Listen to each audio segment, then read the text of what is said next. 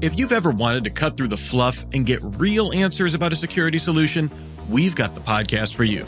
Security You Should Know is our new 15-minute show where two security leaders ask the questions you actually care about, straight from the vendors themselves. No sales pitches, just the insights you need to solve your problems. Listen now at CISOseries.com or wherever you get your podcasts. Biggest mistake I ever made in security. Go. Letting my parents convince me to help them recover files off their hard drive. Yep. It's time to begin the CISO Series podcast, recorded in front of a live audience in Clearwater, Florida.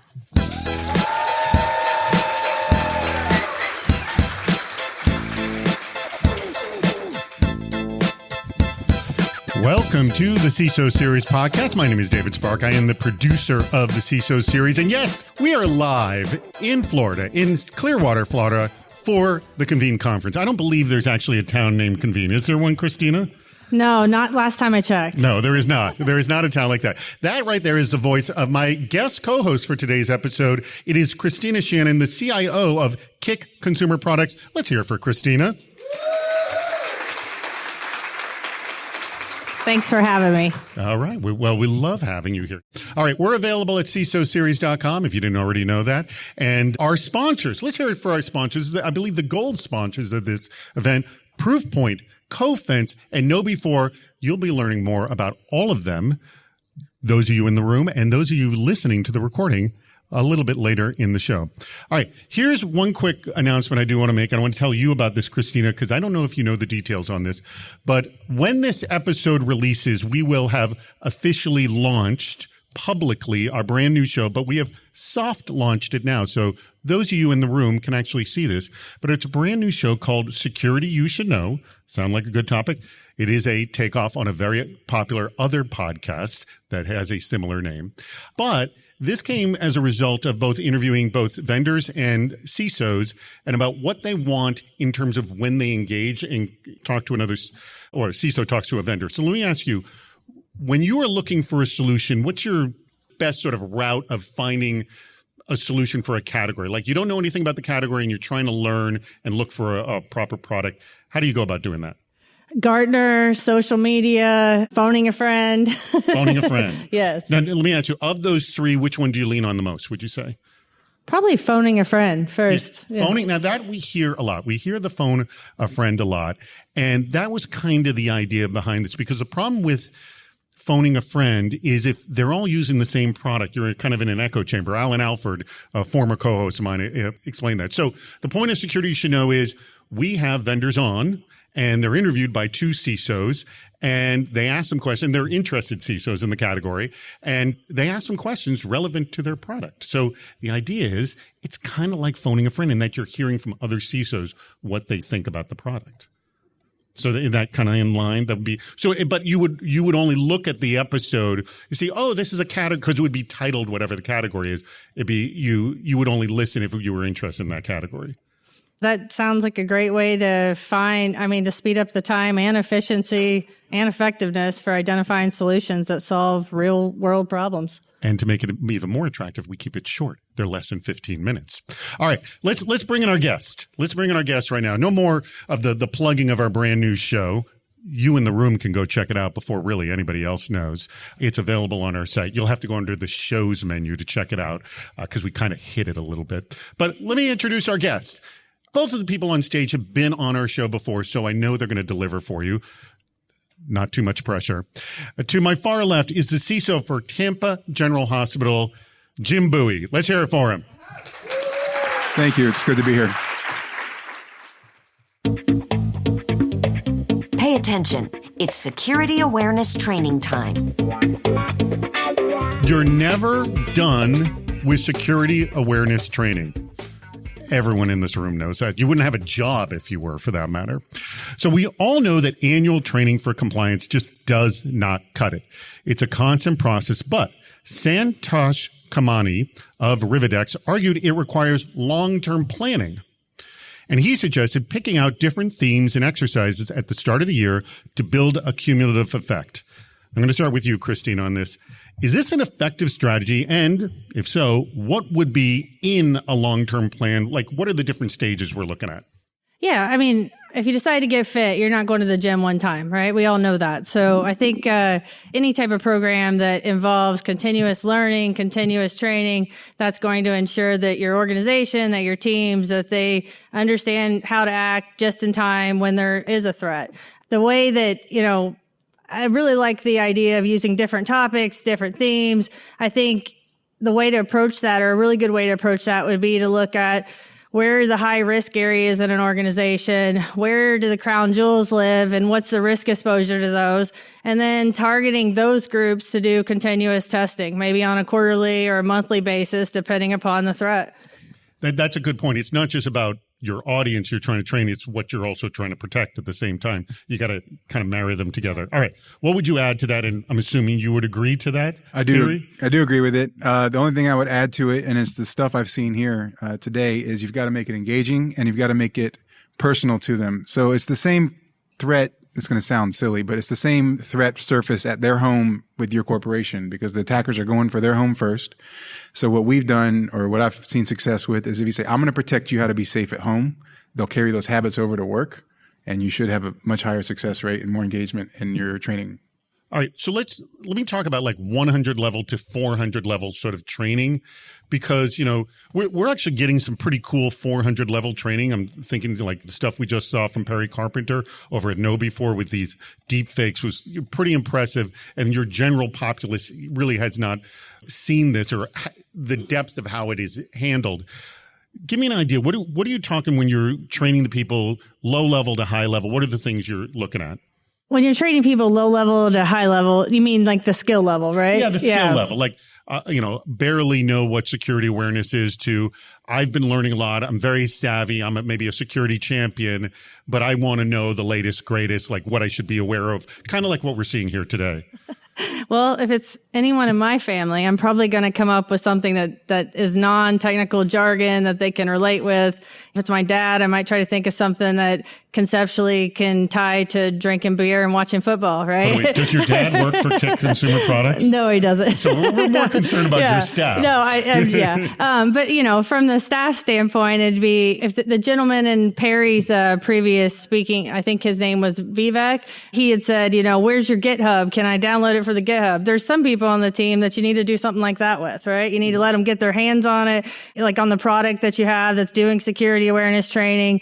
And then, if they're business people, I would look at who can be the champion, right? How can you tie the risk to what they care about and the business risk, and then have them champion security awareness with you? All right. What would you add to that, Jim? No, she nailed it again. Basically, keep them engaged. So if you're dealing with her dad who's drinking the beer, you got it. You tailor it that way. But if you're dealing with highly technical people who often will challenge you in your training, well, I don't agree with that, they will say, or whatever, then you show them. So what we'll do is we'll spin up a lab and be like, fine, I'll show you how easy it is to hack. If you click on a PDF, I'll let you hack it and you'll get the credentials back. We'll fish somebody right here if you want. Yeah, I mean, letting them see it themselves, let them be the hacker, that's got to stick, right? Yep. That's the best way. Why are CISOs leaving the profession? There is no doubt that cybersecurity can be a high-pressure job. But does that mean it's high stress as well? A Devo SOC performance report found that over half of SOC staffers said they've considered walking away from the job due to stress. Also, a recent Black Fog survey found that about a quarter of CISOs want to leave roles over stress. That points to a systematic problem not found in other critical operations, said William McMillan in a dark reading piece.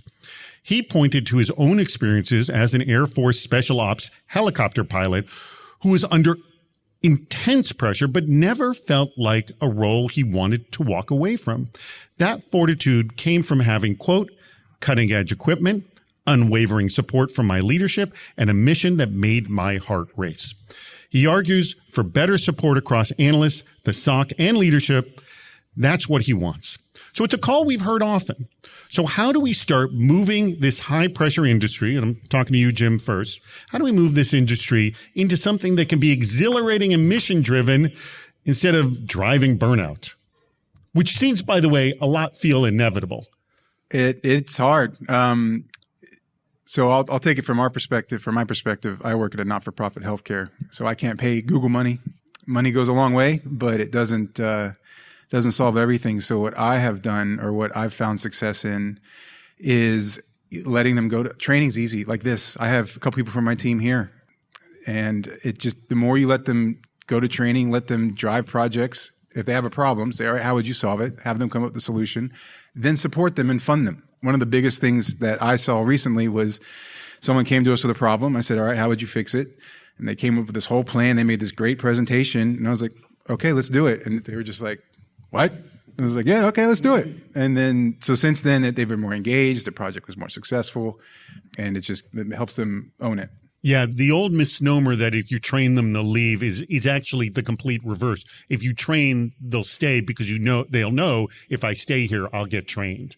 Now, what experience have you had either on training or something else to essentially make it more mission driven, where they get excited to work hard instead of thinking, oh, I'm leading to burnout?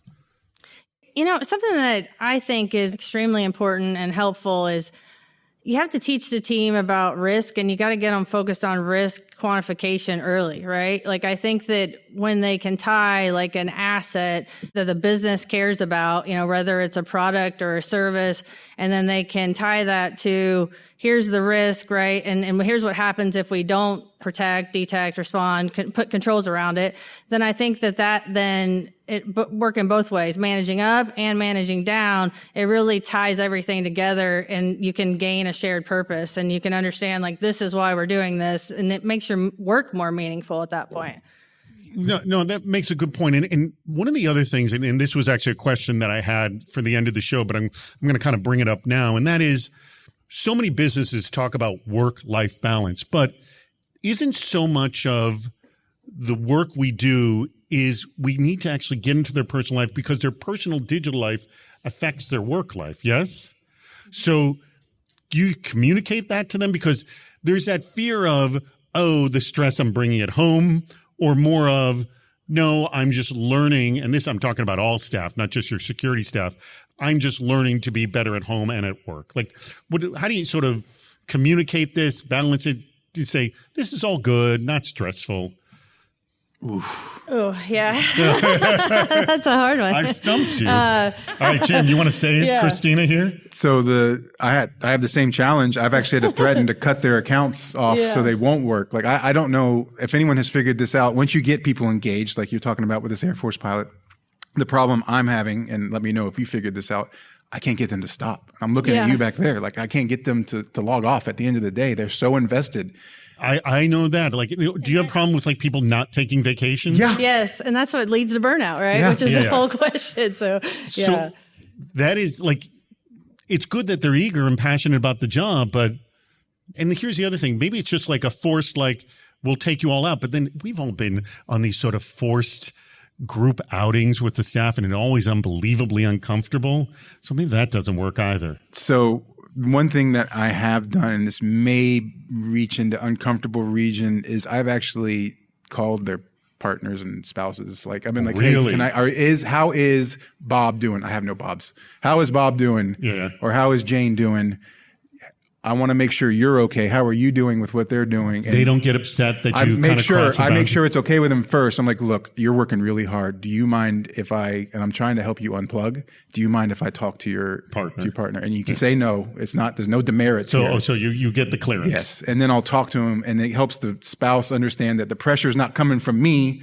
They're not mad at me at the next cookout or forced outing. But that's so true though, because they do get mad at you. And that's the whole thing is like, that's why I was stumbling, because I was like, I can tell people to go offline. I can, we can lock their account out if we want to go extreme.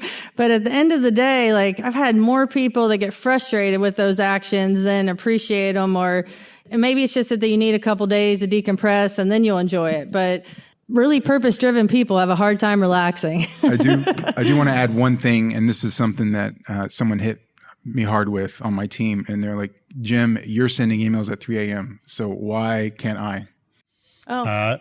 You know what? There is an answer That's to a good, that. yeah. Schedule the I email. didn't even know that was a thing. I'll be honest. My fault being a tech guy, right? And then my wife was all over me. She's like, "You didn't know about that?" And I was like, "I'm sorry." And I found that they tell you, or at least in my experience, I would send out a note anytime I've been new to an organization, like, "Hey, it's just me working on the weekend. You don't have to respond." And like, that doesn't work. They still respond, right? Yeah. Fired up the whole team once with one of those. I don't need this answer right now. Next thing I know, I look on Teams and the whole team's green. I'm like, You're both at fault. yeah. Who's our sponsor this week? We have got a lot of great sponsors, and we'll go through all of them. And here's the first one, and it is Proofpoint. Proofpoint is a leading cybersecurity and compliance company that protects organizations' greatest assets and biggest risks, their people. With an integrated suite of cloud-based solutions, Proofpoint helps companies around the world target threats, safeguard their data, and make their users more resilient against cyber attacks. Now, in today's digital landscape, security awareness training alone is not enough. So, with Proofpoint's Zen Guide, organizations are going beyond mere compliance-based awareness programs to identify and focus on high-risk individuals, actively engage and motivate them, and cultivate a security-conscious culture by building resilience against human-activated threats and the latest attack tactics. Leading organizations of all sizes, including 85% of the Fortune 100, that would make 85 of them, rely on Proofpoint for people-centric security and compliance solutions that mitigate their most critical risks across email, the cloud, social media, and the web. You want to learn more? You got to go to their site. It's proofpoint.com, and it's spelled just the way it sounds. It's time to play What's Worse? All right. Now, for those of you who have heard this show before, you're familiar with this game. It is two horrible scenarios sent in by one of our audience members, and neither one is good. You won't like either one, but you have to tell us, and we'll go to the audience, and you'll get to vote as well, which one of these two is worse. So I'm going to start with you, Christina. You will answer first, and then, Jim, you can agree or disagree. This comes from Adam Ferdman with Common Sense Security Solution, and here are the two scenarios that Adam poses. What's worse, their employee who reuses the same weak password across all accounts, or the employee who falls for every phishing email? I'd say the employee falls for every phishing email. Now, why is that? I need an argument why that's worse than Maybe the weak password is 16 to 18 characters. It's harder to have. No. Reuses the same. It wouldn't be 16. You just said if the weak password 16, 18 you said weak characters. password. Okay. Yes, weak password. I'm still going to go with the phishing because the phishing comes with malware, and then the phishing can come with a lot more damage. That is a good point. But that weak password, it's like the phishing email is one at a time, but the weak password, it's like you're opening it up to a free for all for everybody. It's equally as bad, right? Like bad passwords are usually, 60-80% of the attacks start with a password theft. So wouldn't you say that the first one's worse? Yeah, I would now that I know that I understand that it's a weak password and I can't just say it's 16, 18 characters. So where are you landing? You still think the one who falls for every phishing email is worse? I'll stick with it. Okay, you're sticking with it. All right. Yeah. We're going to Jim on this one. Which one do you think is worse? The weak password across all accounts, and it's the same one, I should point out, or the phishing email, they fall for every single one? Phishing email, hands down. Okay, now why? Because I can control and predict the user with the weak password. I can limit their access if they want to keep. First of all, I can find the weak password on my own, right? And then just make them change it, right? And then keep making them change it. Wait, hold it slowly. Yeah. You don't understand this game. Okay, all right, sorry. The game works I was trying to do that you too. You cannot change anything, okay? Can I monitor for it? You can monitor. Okay. Yes, you can monitor. All right. So you can monitor the accounts. All right. I'm still going phishing. But couldn't you also, you could do something similar for phishing. You could create like a quarantine area for that same employee. So every one of their emails gets quarantined. But you just How's that different than changing their password on the other one? No, it's just you're creating a protection area for their, but changing the password is changing the thing. Like you're trying to create some kind of protection around their bad behavior, which you can do. Okay. But you can't change the aspect. They're all still going to click for every phishing email. They're still going to use a weak password across all their accounts. Same one. No, still phishing, because humans, no matter how good your password is, humans are going to fail. Like you or I will fail phishing at some point. Yes. Right? Like we're going to fail. And so someone who keeps clicking on it, the chance. Yeah, but that doesn't matter in this scenario because they fall for it every time. I know. So it's even worse. But the like attacks statistically, escalate. yeah, they're going to hit something that you don't have a protection for very quickly. As opposed to if I know this employee has a weak password, I can monitor the heck But again, out of I'm them. going to throw out my argument that the weak password is you're open to like everybody. It's like you're a free for all at that point. I get it, but so with phishing is going to be like 2 minutes with that person. Like you're going to be compromised. All right, I'm taking this to the audience. All right, by applause. How many people by applause think the weak password on all accounts is far worse? By applause. All right. Lisa Plagemeyer is on board with that one. All right, by applause, how many people think falling for every phishing email is far worse? All right. All right, you guys win. Oh no, that totally sucks. All right, let's put up the next slide in our next game here. What you see before you are 12 hidden experiences that could happen in your corporate environment. Now, 11 of them are varying degrees of bad. One is actually quite good. And one at a time, you're going to each pick 3. And then the audience will determine which one of you has the worst environment. But you'll get to argue your case why yours isn't as bad as the other person. Okay, so just for everyone's awareness, Christina is going to be blue and Jim will be red. And you'll see what I mean by that in just a second. So, Christina, pick one of the numbers 1 through 12 right now. 7. 7. Let's reveal 7. All right, your security training is skipped by 80% of the employees. We're going to leave her blue. Now, you see there's an icon in the corner. We're leaving that alone. So that is not good. 80% of your employees have no security training. So it's real life. Yes, exactly. Exactly. All right, pick one of the other numbers, Jim. 12. Number 12. Let's see what we got.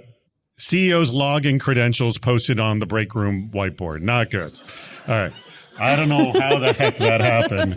You definitely have to have a better environment than that. All right. Pick another one. Christina. 2. Number 2. The receptionist gives daily tours of the server room. That's good. That's sweet of her. Or him. I'm sorry. I don't want to say what it is. So it could be him or her gives a daily tour of the service room. What could be wrong with that? All right. Jim, pick one. 5. Marketing sends customer data to the wrong email. Ooh, that is not good. All right, last one for you, Christina. 10. Number 10. A helpful employee resets a hacker's password. That's very nice. All right, now I just want to point out, you have not hit, there is one good one behind there, and you have not hit it yet. So one of those available numbers has the good one. Go ahead, pick. 8. Number 8. Training video plays while everyone scrolls on their phones.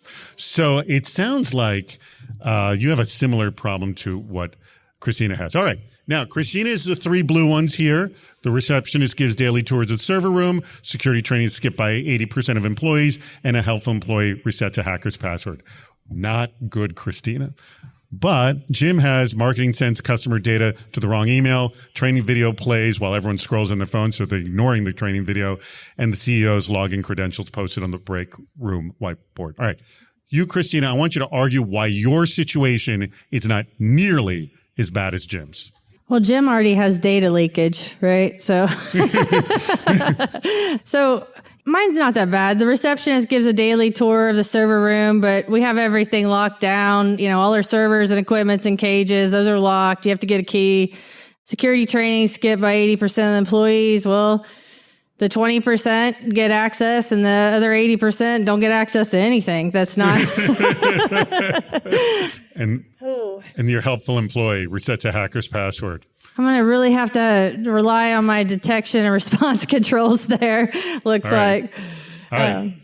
Okay, Jim, why is your situation better than Christina's? Hers is far worse. Well, what Christina didn't tell you is her company does centrifuging for Iran. So the tour obviously just ended her day. The training video is playing while everyone scrolls their phone. I mean, like, even while doing this, some people are scrolling your phone, but you're still learning something, right? Yeah. You can still, it's the osmosis. It's something sinking in, right? Sending wrong customer data to the wrong email. Look, guys, your stuff's out there already. What else did they learn that they don't already know? Right? Let's be clear. It wasn't that bad. I'm on 18. I don't even have all these passwords, and I'm on these sites. I have 18 different things on the hits every time I check my identity protection stuff. We're all out there. It's over. The game's over on that front. Now the login credentials of the CEO. Now the login. Well, we don't let him access anything anyway, so it's fine. How well you modified this game. Very good. All right, we're taking this to the audience right now. Remember, the loser that is the one who gets the greatest applause, because we want to know whose environment sucks more. So by applause, how many people think Christina's environment is far worse? By applause. All right. How many people think Jim's environment is far worse? I think, Jim, you have actually lost on that one. Who's our sponsor this week? All right, let me tell you about CoFence. Did you know that in 2025, up to 94% of phishing and ransomware attacks are predicted to bypass so-called secure email gateways? Shocking, right? Well, that's where CoFence comes in. CoFence has cracked the code on blending advanced technology with the power of humans to thwart cyber breaches. Instead of solely relying on technology, they make your employees an essential part of email security defense. With millions of employees globally trained to spot sophisticated phishing attempts, CoFence delivers actionable intelligence straight from the front lines. Their integrated intelligence solutions don't just stop there. CoFence automatically analyzes threats, removes malicious emails from inboxes, and quarantines them before a breach occurs. All in real time. Imagine combining global community insights with cutting-edge automation. That's how you outsmart bad actors. Now, CoFence proves that humans aren't cybersecurity weaknesses. They're the most vital component of your email security. Want to transform your email defense and stay a step ahead of today's threats? You got to go to their website, and it's cofence.com.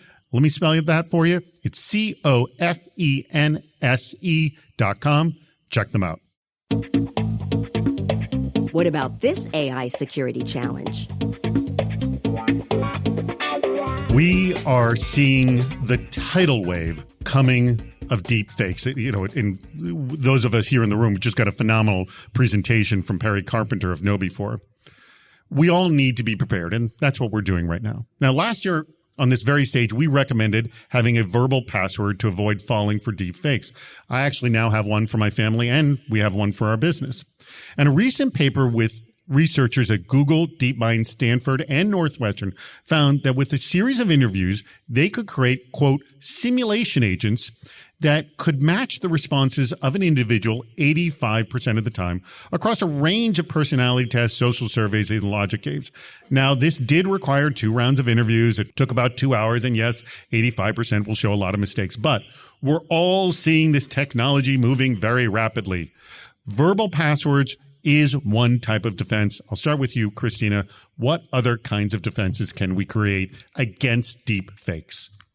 Well, something we're doing is if someone calls in and it's on the phone and they want a password reset, we make them actually, if it's a C-suite and we train the C-suite to do the same, like they'll actually call them up on a video call just to make sure that it's really them. That's a new thing that we've recently started doing. But I mean, I think it goes to what's your multi-factor strategy, right? And then it's also security awareness, teaching them if it's too good to be true, it probably is, like the meme coins and things like that. Mm-hmm.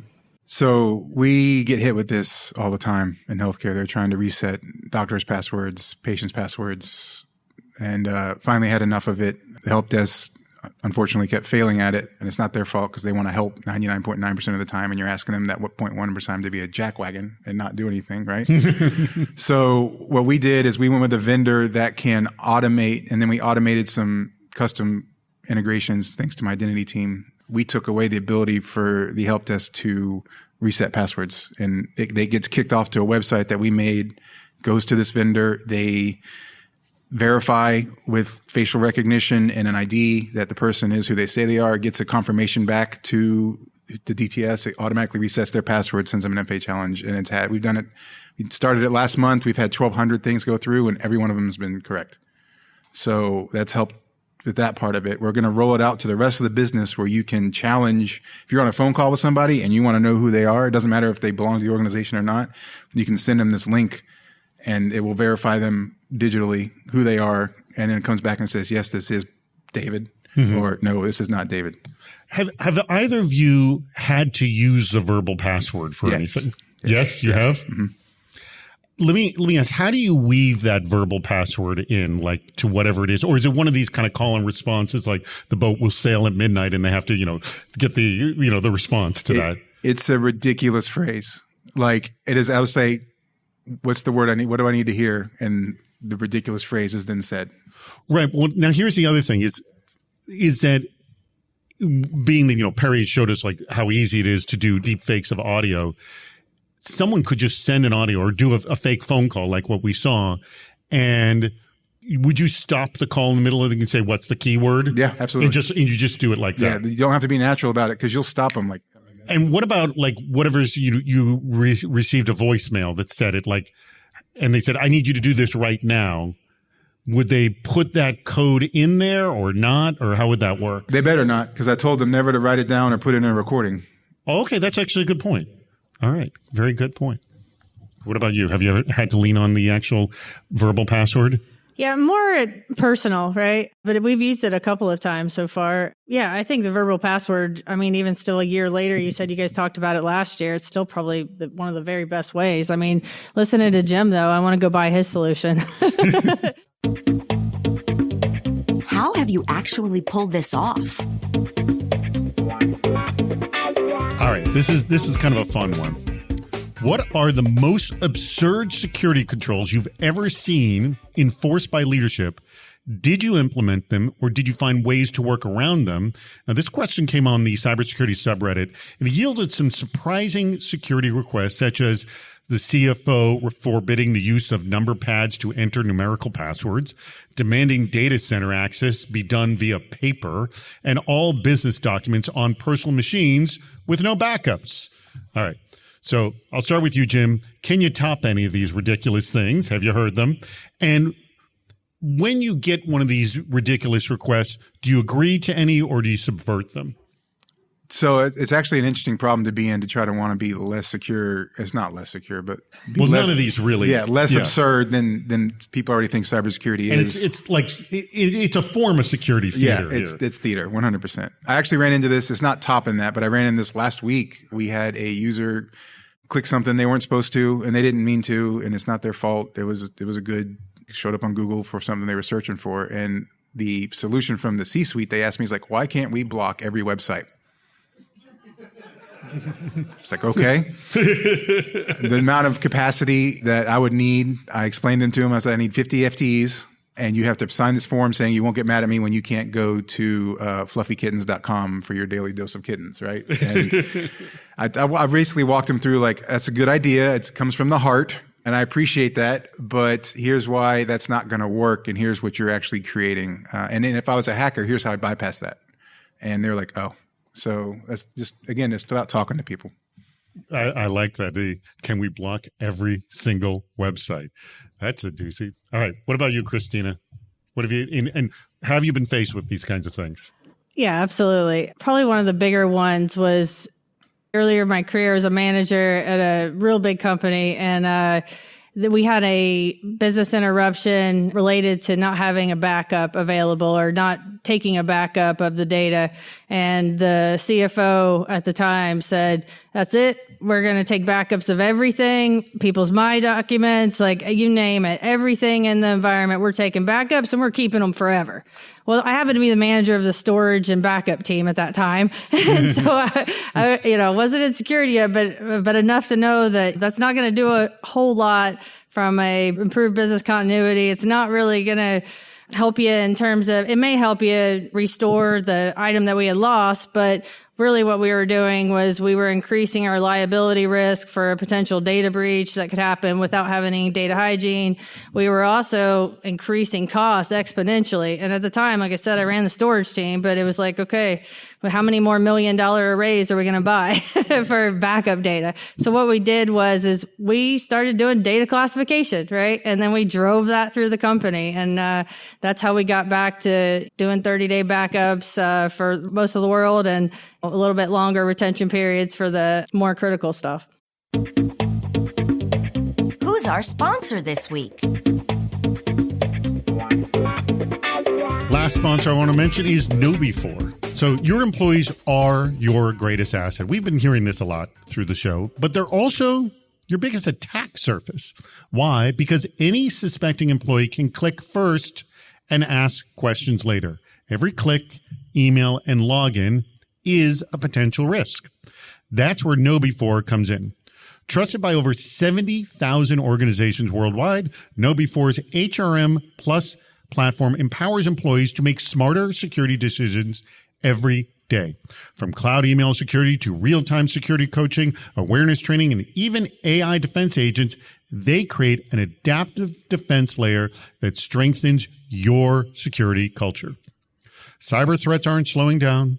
The question is your workforce ready? You can learn more by going to their website, knowbe4.com. And let me spell that for you. It's KNOWBE4.com. It's time for the audience question speed round.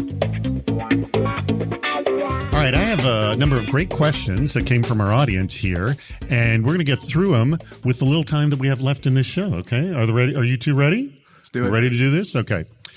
This one comes from Laura Streeter of Liberty Mutual. How do you deal with repeat offenders without being punitive? And when I say repeat offenders like the person who clicks on every darn phishing email, without being punitive and repeat training that does not work. Laura Streeter has seen this happen and does not know what to do. So she would really like some advice. Christina, got any good advice for her? I mean, if the training's not working, eventually it has to probably go to a little bit of corrective actions. That may not be that pleasant, but at some point... what would a corrective action look like? It'd probably be reporting, escalating, right, to the supervisor, to the next level, and then looking at... So passing off your problem to somebody else? Well... Jim's nodding his head. Yeah, I mean... Yeah, you got to tie it to the things that their performance, right? At that point, that's what I would do. And I've mentioned this actually multiple times. I had a friend who worked in HR. They had a mechanic who literally failed every darn test. And he was not a knowledge worker, but it happened again and again and again. And they actually fired him because he couldn't do it. Now, by applause, has anyone had to fire an employee just because they couldn't get it down? Anyone? Nobody. All right. But by the way, all my co-hosts were appalled by that story. All right. Jim, what do you do in this situation that Laura is dealing with? I would, unfortunately, if you don't have a lot of time, then the easy answer is not punitive, but what Christina said, right? Push your problem off to someone else in like HR and be like, look, I got to take away your access. If I take away your access, you can't do your job. Do you belong here? Kind of a thing. But if you really want to solve this problem and you have the time and capacity to do it, you need to look at why the training's not working. Sit down with them and be like, hey, man, what's going on? Like, why can't we get through this? Just so excited when I see a link. Yeah. Like, can you see, and then maybe show them like, look, when you click this link, this is what happens. This is why it's bad. And after you've personally tried it and he's still not getting it, at some point you gotta cut your losses. You are representing a company at the end of the day. All right. We got a few more. Now this has to do with obviously security awareness. It comes from Aaron Gallagher of Fastly. What do you care about for security awareness metrics? Like, what is a metric in security awareness that means something to you? Jim? Oh, my God. Yeah. Look at he's stumped already. So a lot of security metrics are for operational to see if your program's effective. If you're talking about security metrics that I personally care about, that I need to know, like if you said you only get one for the rest of your life, it would probably be my team's engagement. And how do you measure your team's engagement? We do Press Ganey surveys every year, but if your team is starting to slip or they're not engaged or they're not happy or however you want to measure their morale, it's not a matter of if, but when, and that when gets real close real quick. That's a good one. All right. What about you, Christina? What's the metric that means the most to you for security awareness? Did he take the best one? I think he probably took the best one because I would say I would probably chase after from an operational perspective who has the repeat click rates, right? And then, figure out what we're doing there. Okay. All right. Similar to that comes from Brian Roberts of Campbell's Companies. It says, what are the invisible risks that don't show up on a dashboard? Like there's no way for you to see through any kind of metric that it's there. I think man in the middle of the attacks fit that bill. Those are one where, clicking on a simple link can then lead into a big disaster that bypasses your EDR and detection tools. It's a good one. Poor asset management. You can't protect what you're not seeing. So if it's not on the dashboard and have a whole segment of the network you didn't know about that just got exposed, don't ask me how I know. That's a classic. He beat me again. All right. This one comes, I got two more. Let's get through these two really quickly. Roger Renteria of Discover Financial Services asks, and I like this one, what's the most outrageous thing you've experienced from someone going into a facility? Now, this could be someone you hired to do a pen test or just something that actually happened. They unplugged the core router. Someone came in and just pulled it? Yeah, they thought it was not the right one. They thought it was the test one or something, and they just went, beep. Yeah. Well, it was that easy for someone to walk in and do that, yes, I guess. Yeah. Because they were giving tours of the data center, which is why y'all should have applauded. Right? All right, what about you? I've seen in my day, a pen test take down an entire ERP and a database because the pen tester didn't understand AIX and how Unix works. All right. That's not walking into the facility. That was just doing it. That's just a regular. Physically walking in? Physically walking in. I mean, I've worked at companies where if you don't walk in with a badge, they'll send you home. So that's one where we had a few times where a vendor at that company kept coming back without his badge. And then eventually it became one where we talked about, it was a company policy. Like, do they get to be a vendor? Oh, okay. Well, they never actually made it in. Okay. Yeah. All right. Last question again from Brian Roberts of Campbell's Companies. And I like this one too. What have you learned about your security? I'll start with you, Jim, on this one. By just walking around the office or in your case, the hospital. What have you learned just by physically walking around? That the amount of stress and friction that we intentionally create in the environment has a real lasting effect on the stress of the caregivers and the patients. So the more I have to carefully balance making their life harder to get into with letting them do their job and how much stress that gives them. That is a good one. All right. Did you again steal the best one, Christina? Well, no, that was actually a really good one. I would say probably a couple things. So I would say that when you run into the C-suite, I still think that sometimes they see the CISO and the security team as a tax man, right? And so it's like, I think that like having social conversations with the C-suite is extremely important because it's really easy for people to hole away. The other thing I would say is that when you're walking around the office, like you notice that people are really siloed. Like the help desk doesn't talk to the other part of your team because I run all of IT, right? And so then that tells me, okay, well, if the help desk isn't really engaging with the security team, then I got to go work on that. So that way the help desk uses secure practices, and doesn't just reset the hacker's password. Very good. Well, that brings us to the very end of this episode. Let's hear it from my guests. Christina Shannon, CIO over at Kick Consumer Products, and also Jim Bowie, who is the CISO over at Tampa General Hospital.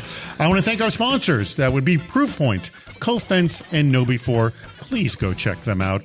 Please check out their work. We greatly appreciate their sponsorship. And I also want a huge thanks to the National Cybersecurity Alliance, the NCA, Lisa Plagemeyer, who's right here, who's invited us. This is our 5th time doing a show at an NCH at the Convene Conference, so we greatly appreciate it. Any last words for my guests on stage? Thank you. Yeah, definitely. Thank you for having us. This has been a blast. Thank you. Well, and thank you to our audience. We greatly appreciate being here. Thank you again.